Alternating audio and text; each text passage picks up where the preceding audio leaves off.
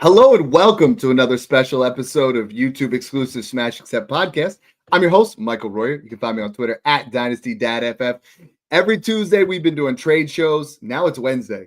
Wednesday, we're going to start doing mock drafts live with you guys so you can see multiple different formats, how we're looking at drafting. We're going to get multiple guys involved from the Patreon. Nobody better to chop it up with than my main man, Snoog. How you doing, brother?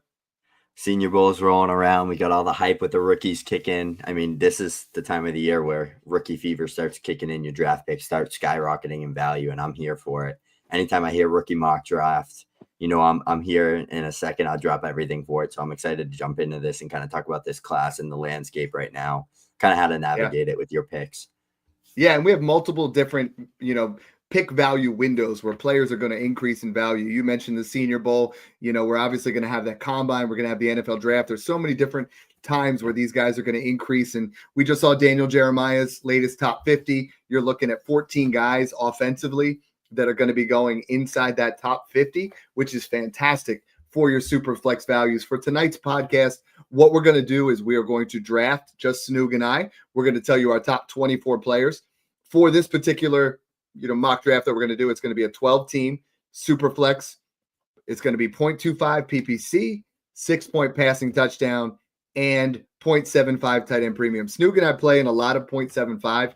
If you guys have not tried that, 0.5 was the original tight end premium. I think 0.75 really separates the men from the boys on how you play. So this is the way that we play our leagues. This is how we're going to do it. Let's pull up this draft board and let's have some fun, Snoog. Yeah. Let's jump right into it. So I'm here with the 101. I'm going to make this as easy as possible. It's Ashton Junty. I mean, this is the guy that was 20 yards from breaking Barry Sanders' all-time college football single-season rushing record, superstar player type, elite prospect. He's a guy that had 2,600-plus yards this year, 30-plus total touchdowns. Back in 2023, he had 500-plus receiving yards and 40-plus receptions, posted 3-plus yards per route run. So 21 years old, checks every box, workhorse size player, over 215 plus pounds, posted a 97.5 PFF grade and 5.48 yards after contact per attempt. This one's easy. He's going to get top 10 to 12 draft capital. I love the Bears landing spot, kind of paired up with Ben Johnson in that Jahmyr Gibbs role. And I also love the Dallas Cowboys landing spot, just coming in, being that generational elite type Dallas Cowboy running back like Zeke and Emmitt Smith and some of these other guys. So Ashton Junty, easy 101 pick, and I don't see that changing. It's not going to change at all. Neither is the fact that we are on YouTube. You guys have really come out, just like my boy Jack Colavecchio. He said these guys are a bunch of dogs. We are really thankful for what you guys have done on YouTube. We are always, when we go live, we're always willing to answer questions on Super Chats, but we have a format going. If you guys are looking for more, Snoog and I are going to talk about the Patreon a little bit later. But if you guys have not already hit that subscribe button, make sure you guys subscribe to what we're doing. We're always putting out content. We're trying to give you the best Dynasty content we can. Without further ado, at that 102, though, if we're talking Dynasty content right now, Snoog, I mean, I am all in on buying Tet McMillan. I think Tet McMillan here at the 2 spot, you're looking at 6'5", a guy that is an absolute alpha wide receiver. He's done back-to-back 1,300-yard seasons. He's someone that, honestly, Snoog, what do you have going on? We got something going on here. Hold on one sec. The draft is just ripping, and I do not know. Oh, there we go. Okay. I'll just leave it pause, and I'll just assign players as we go. Keep going on Tet McMillan, though. All right. It's just pounding like crazy, man. It's just all right. You're good to go. All right. Okay. So Tet McMillan is someone that I'm all in on right now. I'm seeing a lot of mock drafts. They have him going inside the top 6 picks. I think he's a lock to go inside the top 12. I would love to see him with the Patriots. I would love to see him with the Panthers. I'm seeing a lot of scenarios, with him potentially going to the Raiders, which I don't hate. I think just Tet McMillan is another level wide receiver than the rest of the guys in this class. And I'm perfectly fine buying him right here. Like, I think the 102 is a spot where it is going to ultimately probably be Shedeur Sanders or Travion Henderson when it's all said and done, or one of these running backs that gets an ideal landing spot. But right now, I'm willing to invest in Tet McMillan. I think Tet McMillan is a top 13 to 15 dynasty wide receiver day one. I love it. I love the take there. I mean, guy with back-to-back 1,300 plus yard seasons and Ted McMillan, elite prospect. He's going to be up there, but I'm going to spice things up here. I think the 103 can be anyone, even the 102 can be. Most people will probably go QB here, considering both are projected top 5, but I'm going to go with my Dynasty RB2A in this class. And it's funny because the 2B is actually the other player on his team, but right now I am fully in on Travion Henderson. Yeah.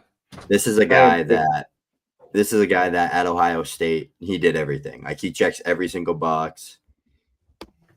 He checks every single box there. He's a guy with 4+ yards after contact per attempt in 2 seasons, 900 plus rushing yards in 3 seasons, coming off a season with 1,000+ rushing yards this year, 90+ PFF grades. He checks every box, great in pass protection. He's probably the best receiving back and pass protection running back in the class. So he's going to come in, instantly be a guy that plays on third downs. He's that explosive change of pace, 1-2 punch type guy. I could see him being a workhorse. He's honestly a better Kenneth Walker, see some Travis Etienne in his game. So he's a guy that I think could come in, be a PPR machine, still just 22 years old, elite in space, elite athlete. He's going to crush the combine.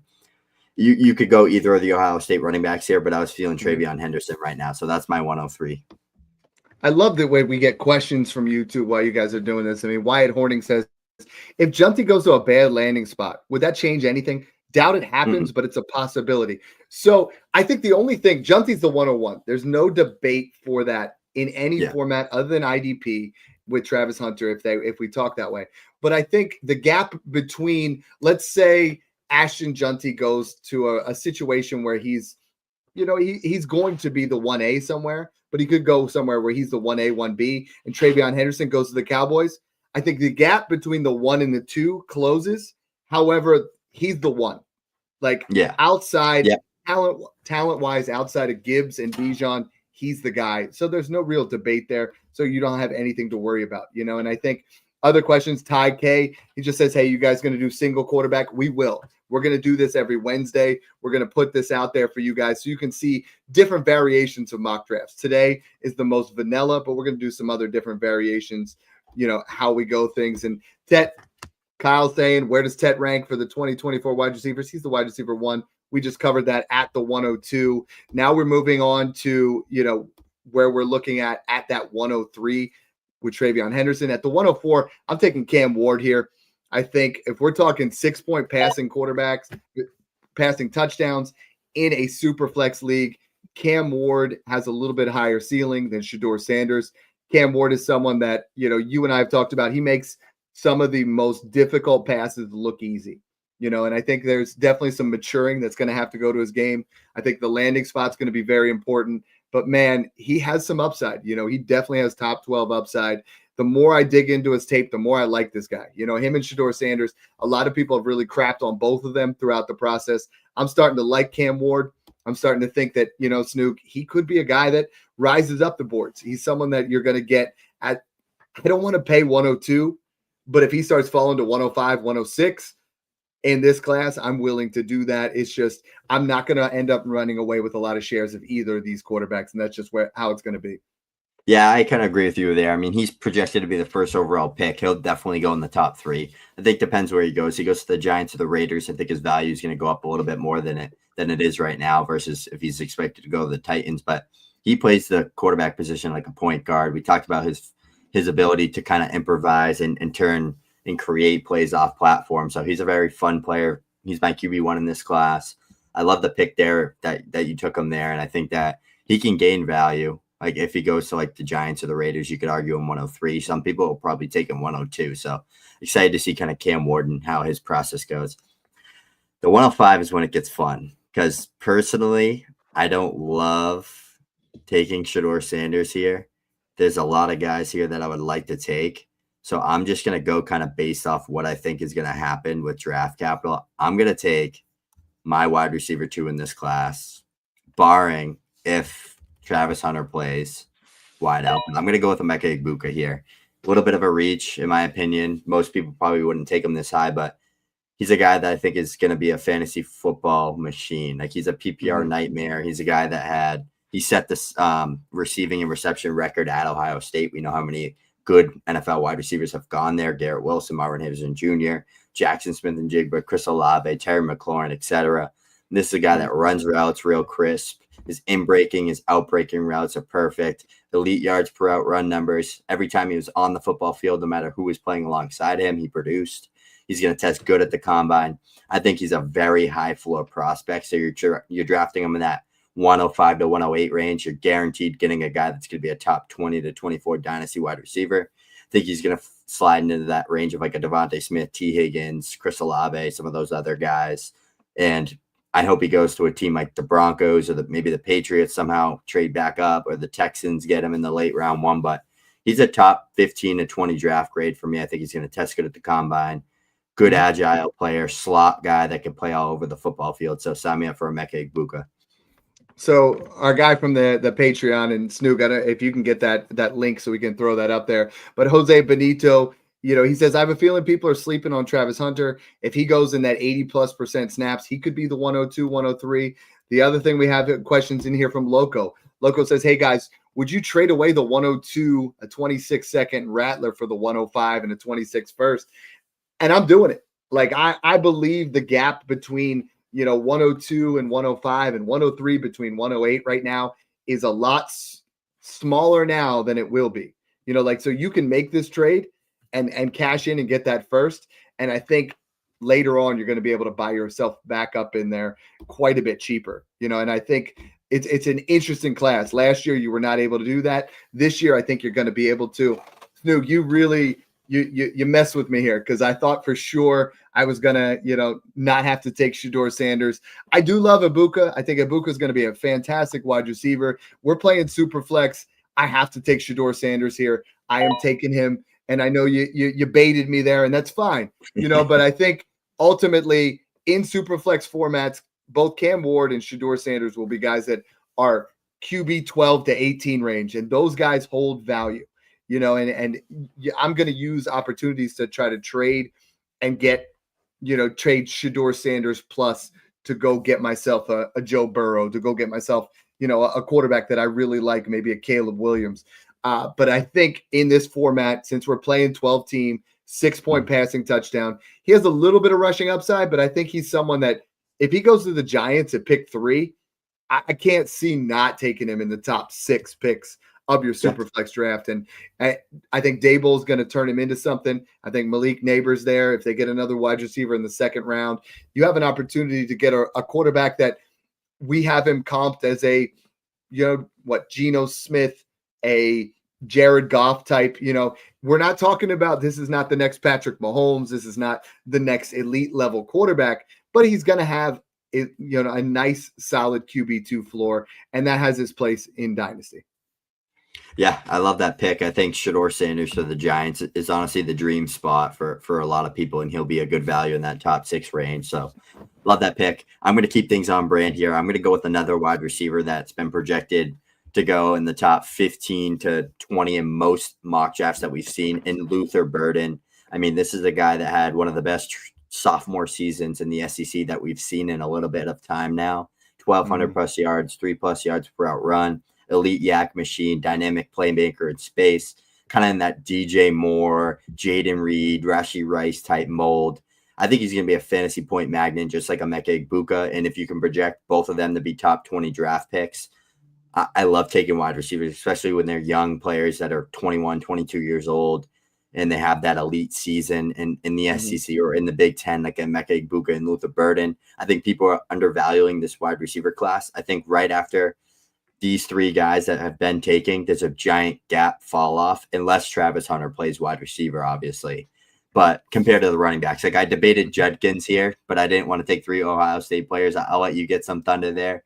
But to me, it's like there's so many good running backs that I could wait on, and I'll take the last guy before kind of that big dip fall off after Luther Burden. So that's where you have to kind of understand, like, there's going to be pockets where there's wide receiver runs, and then there's nothing till like the second round when you get into like the Jalen Royals, Jaden Higgins, Trey Harris's. But like right now, like where you have a running back run where there's like 6 to 7 guys deep that I would take over all those wideouts I just named.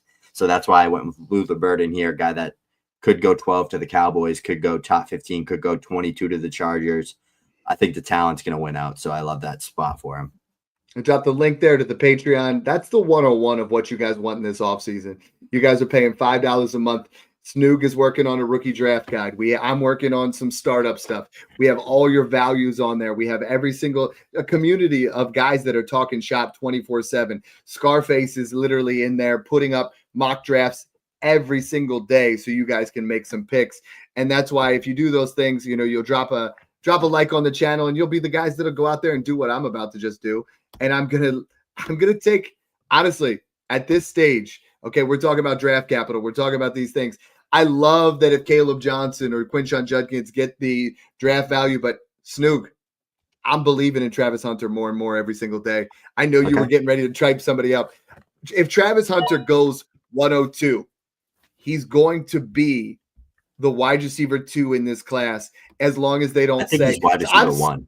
I agree. I'm starting to get to a point, Snoog, where what position matters more. I think you have an elite level wide receiver here that if someone takes him, he's gonna be he has a Garrett Wilson type ceiling as a wide receiver. Like he could be a top 12 wide receiver. He'll have longer, better longevity, and it depends on who takes him. But I think if you see him at least play 80% of snaps offensively, he's a phenomenal corner. Let's not undersell that. He is the best corner in this class and arguably the best wide receiver in this class.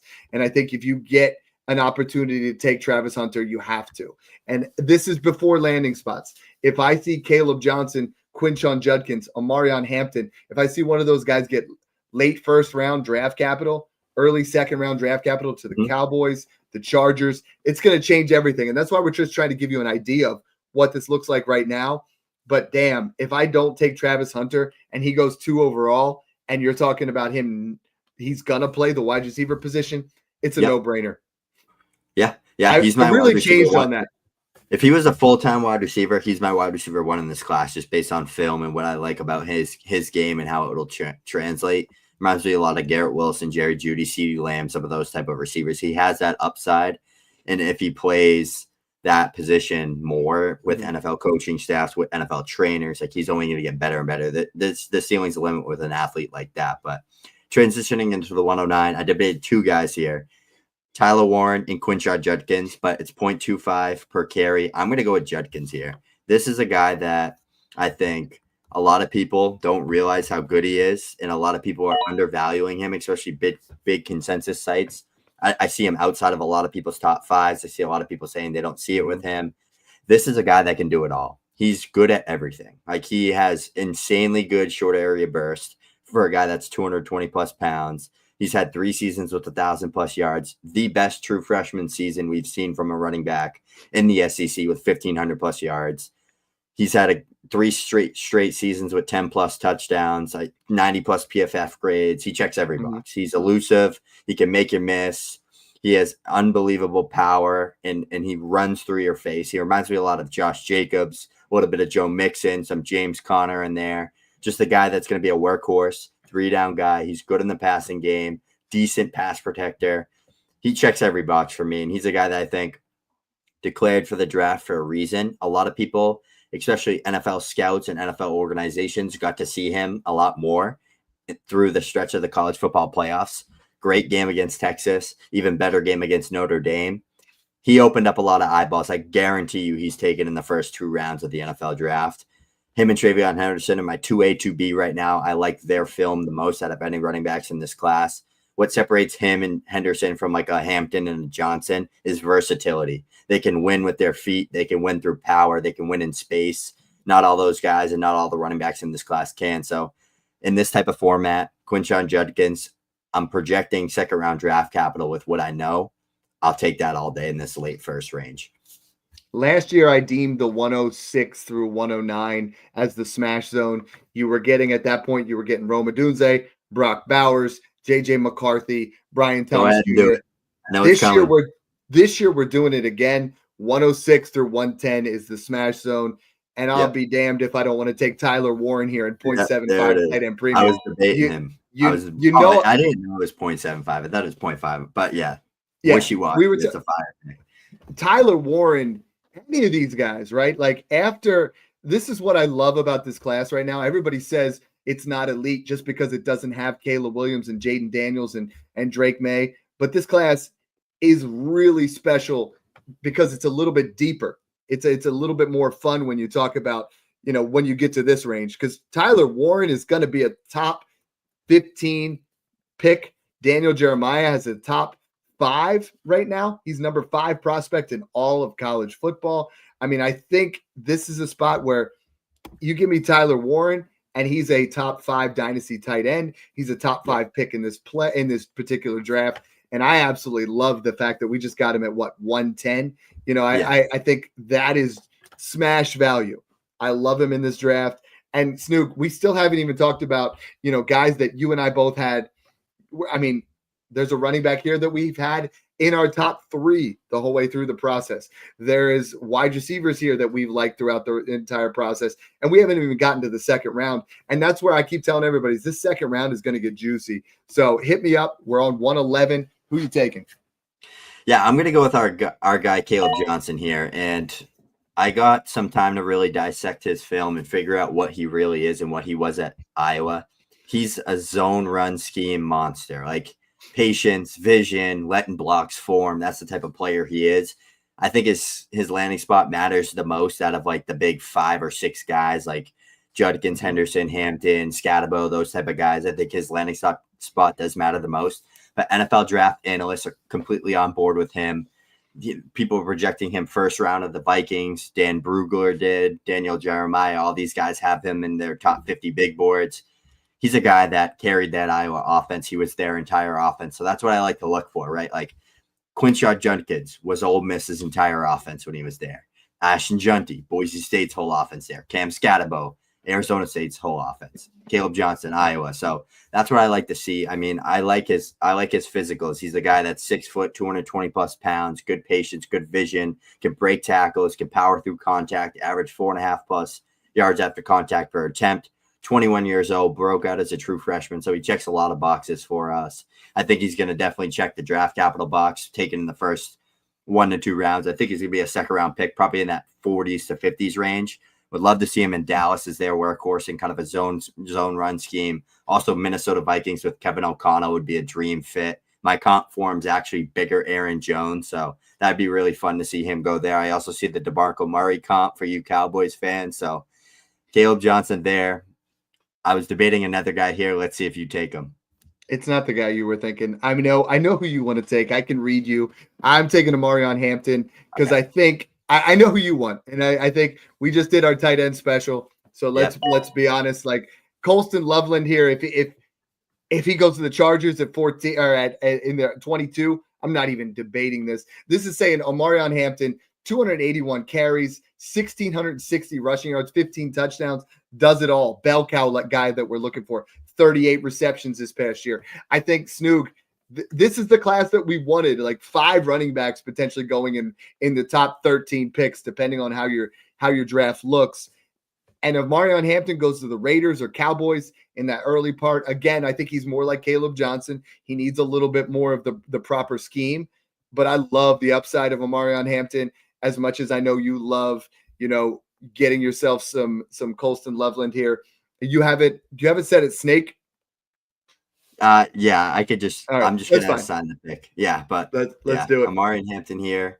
Let's go with some Colston Loveland here. This is a guy that at Michigan, especially in these type of formats, you're looking at 0.75 tight end premium.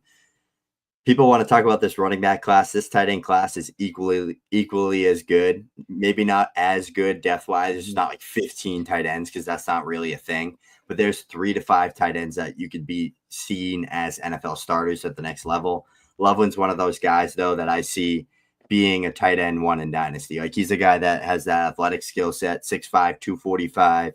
He dominated Michigan's offense. He was their entire offense. Another guy that was basically the whole guy in the passing game for Michigan. He accumulated like 39% of their passing yards this past season, broke out as a true sophomore. I mean, he checks every box. He can win at all 3 levels. He's a good blocker. He's a big physical player. He's athletic. He has great hands. He can win the contested catches. So Coastal Loveland here, I think, is a really good value in that early second round range. My comp for him was Mark Andrews. I think they're pretty similar prospects, and I think that they play similar. Like they're like kind of like those finesse-y, like 6'5" tight ends that like are good pass catchers and can run routes and do everything. So that's my comp for him. What do you got here at the 202? So I think this is a tier break here right now, right? It's like I went and I after you take Loveland, like for me, the tiers is Junty's 1.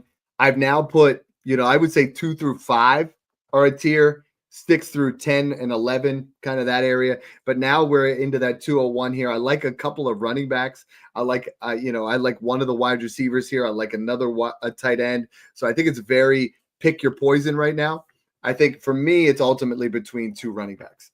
I love the 2 running backs at the Senior Bowl right now with Cam Scatterbo and Devin Neal. And I think these guys at the early second here, and it's going to be landing spot for these two because I love them both.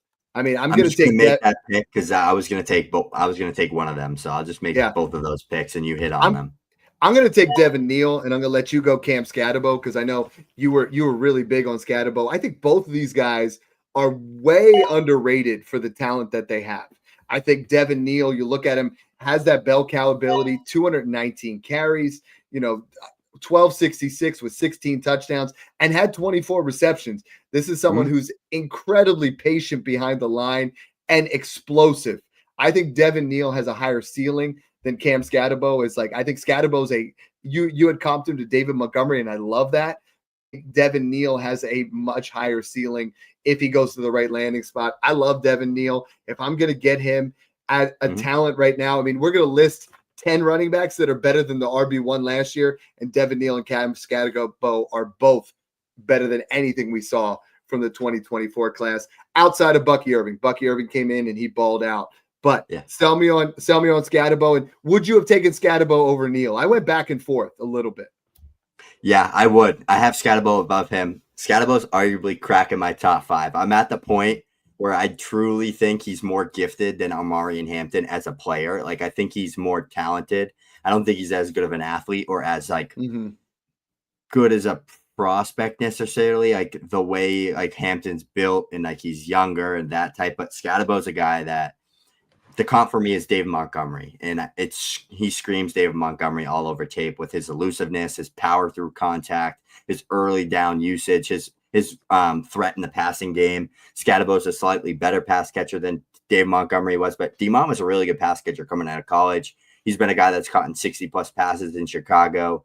So Scatterbo, I mean, just this year, he had 100-plus first down rushes, 100-plus missed tackles forced, 4+ yards at the contact per attempt, and a 94.6 PFF grade. Absolute workhorse. 1,700+ yards in the ground game, 2,300 all-purpose yards, 40+ receptions.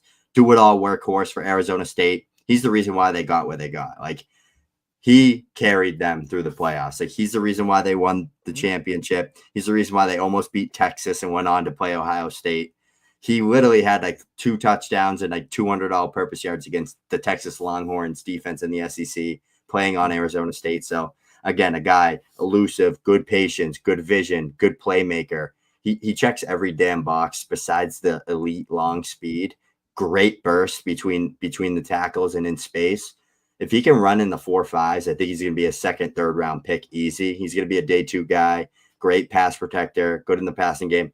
Checks every box you want for a guy to go day 2. Like when you're thinking about will a guy go day 2, you're looking for like, can they catch the ball? Can they be a threat in the receiving game? Can they win on early downs? Can they be a third down back? He checks every box. That's why Scatterbo is there for me.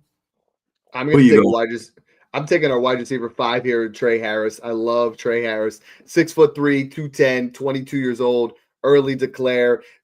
Number 1 against zone and PFF grades. Number 2 against man. 5.15 yards per route run. That's absolutely insane. 17+ yards per carry or yards per catch. I mean, he is.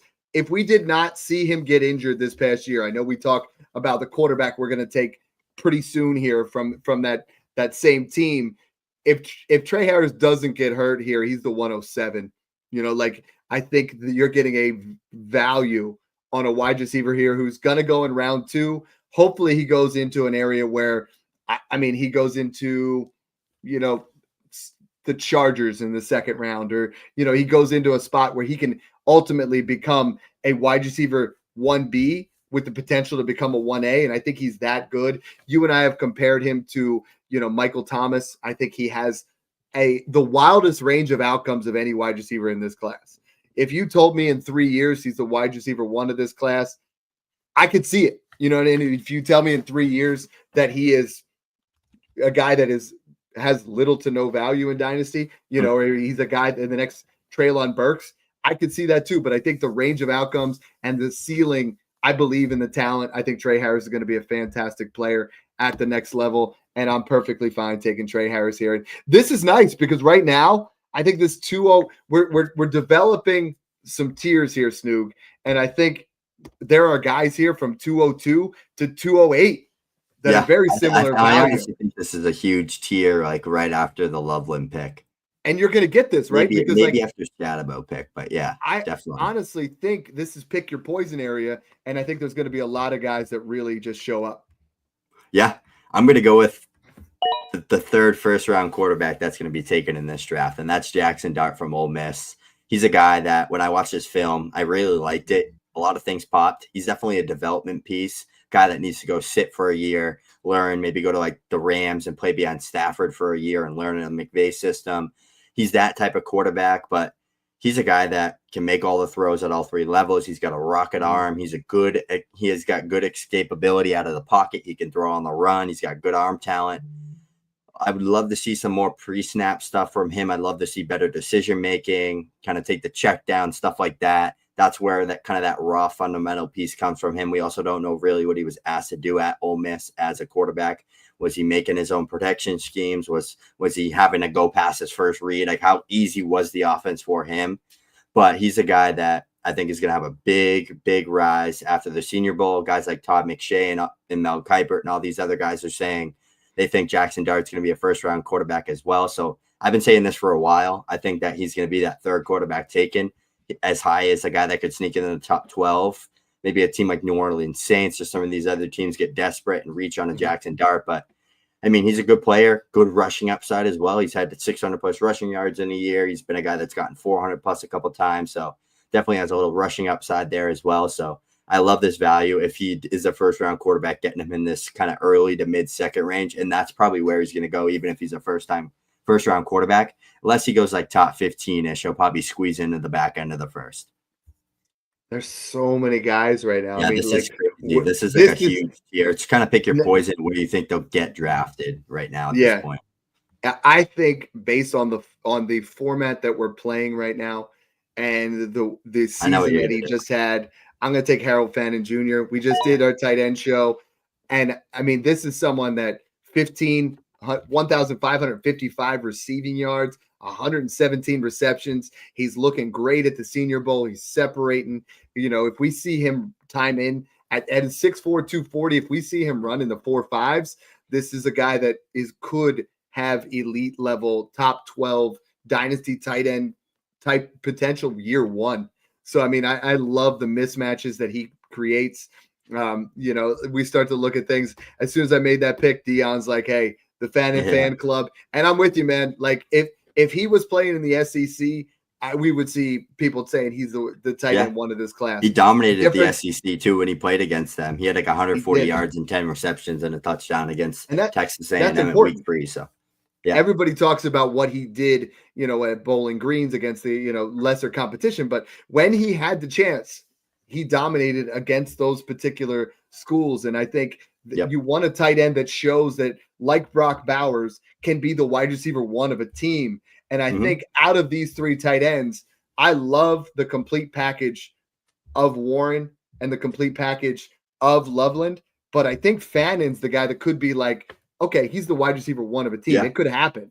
And I think Fannin is a great value here in a 0.75 premium. If he gets early day 2 draft capital, this is a steal.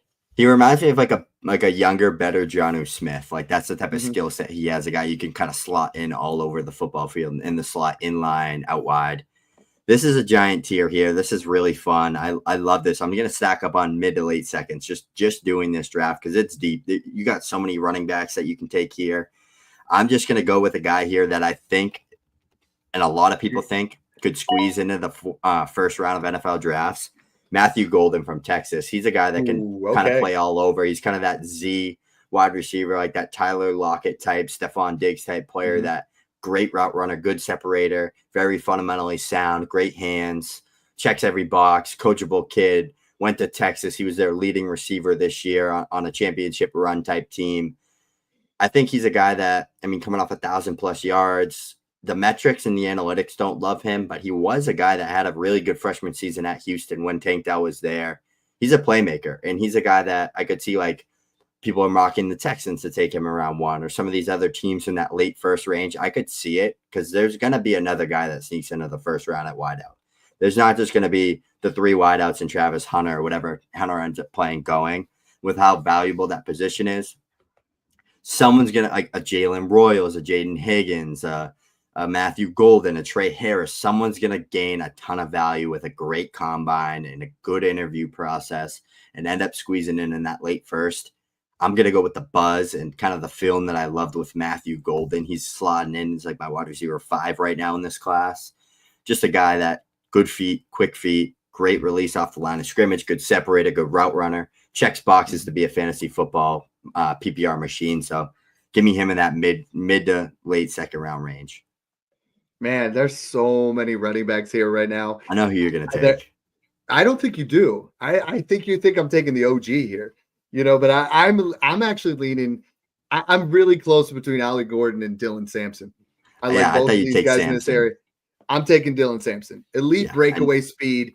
Dude's going to run a 4.35. Once the combine rolls around, this guy's draft stock is going to go through the roof. I think you're going to get someone here that has shown that, he might be a little bit lesser in size. A lot of comps right now, you have someone that's going to give you elite level speed that you just can't teach. He's 5'11", 190 pounds. But when you talk about breakaway speed, workhorse abilities, this is the new NFL. Devon Achane was in this. We were talking about he was too small. I think this is the next guy where everybody's going to just try to knock him down boards and say he's too small. Yeah. But the guy has excellent vision. His anticipation's fantastic, explosive lateral quickness, someone that has good contact balance. He's Alvin Kamara light. I don't want to just say it because of the same uniforms, but I think he has a lot of the talents, a lot of those versatile skill sets that we saw from Alvin Kamara. And you're going to get him at what, 208 now, 209? Yeah. I think you have a lot of good value here. 3 more picks in this second round. What do you got here rounding things out? Yeah, real quick on Sampson. I literally, in the draft rookie guide that I'm building for Dylan Sampson, word for word, I said, change of pace, committee plus type guy. So a guy that's going to be like a Devon Achane, one of those like James Cook type, like speedy guys. That's a good 1-2 punch with a bigger back. I have him grade. I was like around 3 to 4 running back, but my comps are literally Raheem Mostert, James Cook. I really love those comps. He's kind of that like fast north-south guy, decent in the passing game, kind of good overall skill set. He's not super, super laterally gifted, but he's more of that like gets downhill, gets going, and gets moving quick. I could see him going to Miami to replace Mostert's role, but like they already tried to do that with Jalen Wright, another Tennessee running back, but Sampson's the better version. So I like that pick there with Sampson. I think he's going to be a good change of pace guy with that elite speed that he has. Next pick's tough because I have 3 guys queued here that you could argue based on landing spot, draft capital, whatever it is, but I'm going to go with a guy that's gaining a ton of steam right now. I'm going to go with Jaden Higgins. Okay. He's a guy from Iowa State that I loved his film early on. As soon as I started watching the wide receivers back a couple of months ago, I was like, this guy moves extremely well for a 6'4" wide receiver. He clocked in at 6'3.5", 217 pounds at the Senior Bowl, and he's out there snatching ankles. He's a big riser. My Senior Bowl riser thread posted that Jaden Higgins, Jalen Royals, and Tej Johnson are going to be the biggest risers. They're all day 2 grades for me. They're kind of the guys you want to target after like the big 4 to 5 wide receivers in this class.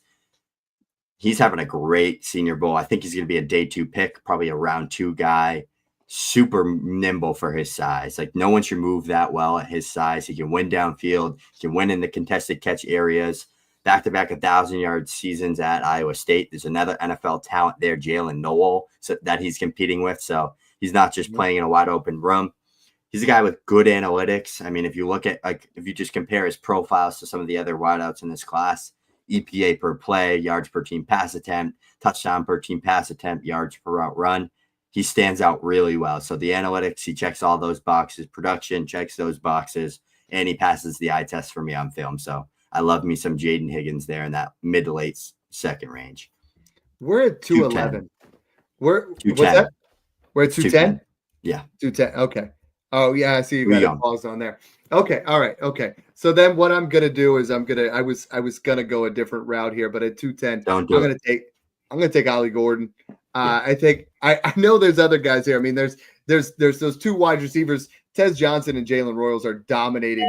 Like, they are unguardable at camp right now, at the Senior Bowl. But I think Ollie Gordon, we saw it in 2023. If you get a 2023 Ollie Gordon on the football field, he has true elite upside at this position in the 210. I think he's ultimately going to go somewhere as the 1B and have a lot of upside. I think Ollie Gordon there's a lot of wide receivers that are going to push here, honestly. I mean, I was really tempted to take Tez Johnson because you cannot guard him right now, but he literally weighs less than my 14-year-old son. Like, he weighs 156 pounds. Like, that's ridiculous. No, my son's neither 14 nor 156 pounds. But you understand what I'm saying? This is a tiny dude. Like, that scares me. Ollie Gordon, I think, is a safe bet. But the crazy thing here is I have about 5 or 6 guys I want to take that I feel like are worth a late 2. Those early 3s, Snoog, they're going to be worth a lot. Like, once we get to that early 3, I mean, you're going to get some really – we didn't bring up Isaiah Bond, Tez Johnson, Io Manor. Like, there's so many guys that – Jordan James. We're not even scratching the surface. Yeah. And this class is deep. That's all I can say. I'm excited. I left your guy for you. Go ahead. Yeah, I'm going to go with Jalen Royals here from Utah State, and he's a guy that I've loved his film. He's kind of like that Jaden Reed, Rashee Rice type player that is that elite, elusive kind of yak player in space, explosive off the line of scrimmage. He's tormenting cornerbacks and DBs at the Senior Bowl right now, kind of as expected. He was pacing like 1,400 plus yards and 100 plus receptions this year. 21 years old still. Before his injury, he was going to have a ridiculous year, but 3+ yards per route run this year. He's a guy that checks a lot of the boxes analytically, stands out well alongside like Jaden Higgins did. So those guys are both, they skyrocketed up my rankings the past few weeks, just watching their film and stuff. They're both top 7, top 6 wide receivers for me in a tier with a bunch of other guys, but they're guys that can do it all. They can win with their feet. They can win after the catch. They can win downfield. That's what I'm looking for at the next level in the NFL is I want playmakers. I want dynamic players that are difference makers. I don't care for this slow slot receiver that runs a 4.6 that has good hands anymore. Like, there's so many of those. I want dynamic. I want ability to make plays with their feet, and these guys do it. So Jalen Royals, finish us off, Dad. Who do you got here at the 212 and sell us on them? Snoog, I was in 12 leagues in 2020. I drafted the same quarterback in 9 of them. Do you know who that was? I got him. Get me excited and take Damian Martinez. Like, no, I know who you're taking. I took Jalen Hurts at the 212 in 9 of those 12 leagues, and man, did it pay off. I knew you were gonna. Dude's yoked. Okay, I'm a big fan of hitting the gym, but I mean, Jalen Milroe has some Jalen Hurts type skill set, 20+ rushing touchdowns, a guy that literally just, when you watch the tape, he looks a lot like Alabama Jalen Hurts. This is someone that's going to put up true rushing upside. Snoog hates him. He throws up in his mouth every time I bring him up, but I'm okay here. But this is the thing, Snoog, is you still have Tez Johnson. You still have Isaiah Bond, you still have Io Manor, DJ Higgins, Martinez, DJ Giddens, Jordan James. It goes on. I would have taken Damian Martinez here. I arguably was gonna take him, but yeah, I mean, if Jalen Milroe goes in that day 2 range, I like chasing the upside there in the late second, like you said. Guy with 20+ rushing touchdowns this year, back-to-back seasons with 800+ rushing yards. I'm not sold on him. You are, but you can make the case with the rushing upside, and you like to chase that in the late second round range. So it's a guy that's coming from Bama. He has the elite rushing upside, elite athlete. He has a rocket arm. He just couldn't hit the broadside of a barn if he was standing 10 feet away from it. So But I'm excited for this draft. I mean, you mentioned it. We left out a few guys like Martinez, Tez Johnson, DJ Giddens, Jordan James, a lot of names right there that could be called in that late day 2, early day 3 range. The running backs go like 15 deep. Like, it's crazy. Like, you got to have a deep process with your running backs this year. If you just look at kind of like the board right now, we got like up to what, 1, 2, 3, 4, 5, 6, 7, 8, 9 running backs taken in the first 24 picks. Yeah. A lot of them probably post NFL draft. I'd say 11, 12 running backs are going to be taken in the top 24 picks. That's how good the class is. I really want to get inside that top 203 right now. Like, I want to move up to that area because I want as much Cam Scatterbo and Devin Neal and Colston Loveland that I could possibly get. And I think if you can make those trades to get from 212, I think the tier at the end of the second was like 208. So if you can get from 208 to 203 right now, and you can do it fairly cheap, I would do that. You know, we're going to talk about it throughout the process. Snoog and I have created a community where we talk shop 24/7, where we're giving you our rankings, we're giving you our values, we're giving you our buys. We've got a draft guide coming up. All these things to put you guys over the top. Stop guessing on your player values. Stop drafting all the busts. You know, like, we are here to help you guys get past that next level. If you guys have wanted to be in a community where you're going to talk to other sharp people, if you wanted to get into a community where you're tired of donating your money by drafting Quentin Johnstons, come into here. Okay. Guys literally are posting in the testimonials. I got in here with Snoog and Dad, and I went from not winning a league in 10 years to winning 2 this year. Other guys are saying, I 4X'd my money because I went and I listened to what these principles that these guys are teaching over here at Smash Accept. So we keep bringing out this content. We're going to keep hitting you guys on YouTube. We're going to hit you in the mouth all season long. We're going to really be out there. So make sure you guys tune in. Make sure you guys, you know, enjoy the process. So that's not usually how I say it, but let's do it.